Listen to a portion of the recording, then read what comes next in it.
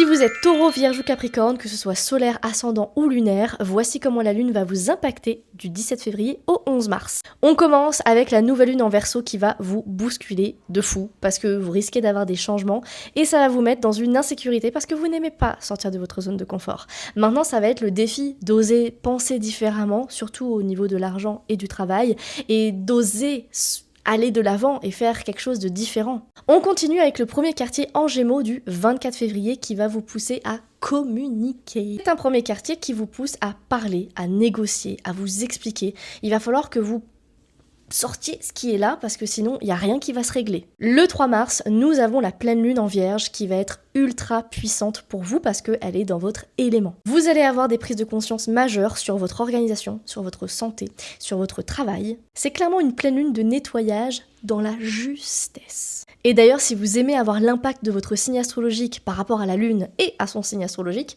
sachez que j'ai fait une application qui s'appelle mon guide lunaire et dedans, je vous entre l'horoscope quotidien en fonction de la lune, du quotidien et de son signe. Évidemment, vous n'avez pas que ça, vous avez toute l'explication de la lune du jour, qu'est-ce qu'il faut faire, qu'est-ce qu'il ne vaut mieux pas faire, comment physiquement vous allez être impacté, et aussi des rituels tous les jours. On termine avec le dernier quartier en Sagittaire du 11 mars qui va vous demander de prendre du recul et elle va vous aider cette lune à prendre du recul naturellement. Vous allez avoir une lucidité qui va vous alléger et vous allez comprendre pourquoi certaines choses ne fonctionnent pas sans même avoir besoin de recevoir des messages de l'univers. Les 3 pierres qui vont vous convenir, les signes de terre, ça va être la labradorite, le quartz fumé et le cristal de roche. Pourquoi ? Parce que la labradorite, elle va vous protéger, elle va protéger votre énergie pour ne pas vous disperser, mais pour ne pas être fermé aux autres non plus, pour que la communication puisse passer tranquille. Le quartz fumé, ça va être votre allié parce qu'il va vous aider à rester ancré, vous aimez être ancré et c'est surtout qu'il va vous aider à vous stabiliser et à retrouver une sécurité intérieure,